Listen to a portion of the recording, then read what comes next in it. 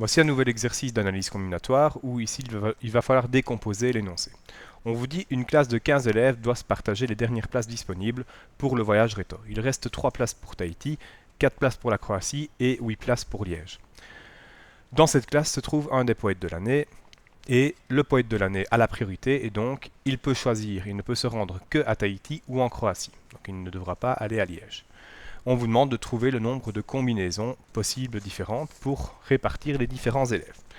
Tout en sachant évidemment que le poète de l'année qui se trouve dans cette classe doit se rendre ou à Tahiti ou en Croatie. À Tahiti ou en Croatie. On entend déjà un ou. Ça veut dire qu'il va y avoir deux cas à traiter.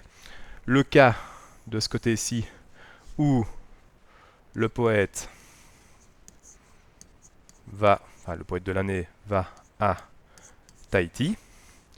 Et le deuxième cas où le poète de l'année, il va à, ou plutôt en Croatie. Alors, les deux cas, on va les traiter évidemment différemment, puisque ça ne va pas être la même chose, on ne va pas avoir les mêmes résultats. Alors, si le poète de l'année va à Tahiti, eh bien, les autres vont se répartir, il restera 2 places pour Tahiti, il faudra en mettre 4 en Croatie et 8 à Liège. Donc tout ça, il nous faut, je répète, 2 à Tahiti et 4 en Croatie et 8 à Liège. J'entends des et, ce qui veut dire que je vais sans doute avoir des fois. Alors, évidemment, dans ce cas-ci, est-ce que l'ordre a de l'importance pour essayer de savoir quel groupement il s'agit? Eh bien, si je prends Pierre, Paul et Jacques ou Paul, Pierre et Jacques, j'aurai les mêmes groupes. Ils iront tous les deux en voyage, ils iront tous les trois en voyage Réto, donc l'ordre n'a pas d'importance. Ce qui veut dire que nous avons affaire à des combinaisons. Alors, pour commencer, nous allons prendre... il y a 3 places pour Tahiti.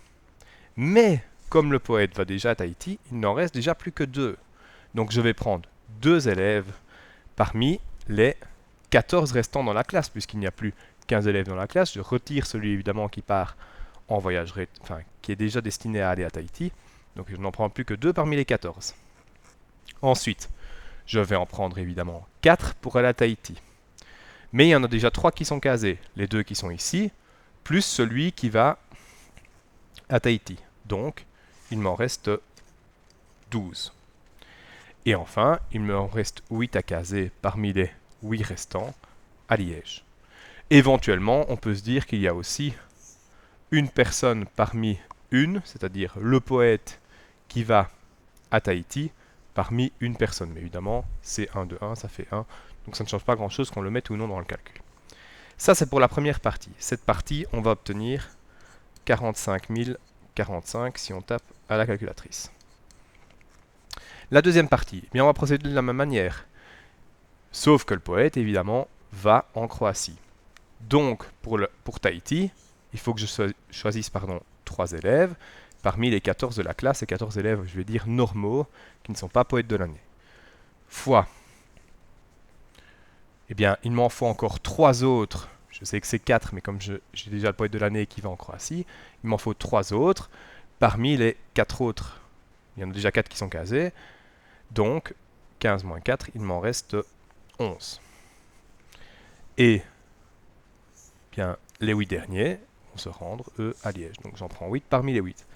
Et évidemment, ne pas oublier, même si on l'oublie, c'est pas très grave, que le poète est choisi parmi lui-même, en quelque sorte. Donc, c'est C11. Et là, j'obtiens 60 060 combinaisons 60 combinaisons différentes. Si j'additionne les deux, j'obtiens donc 105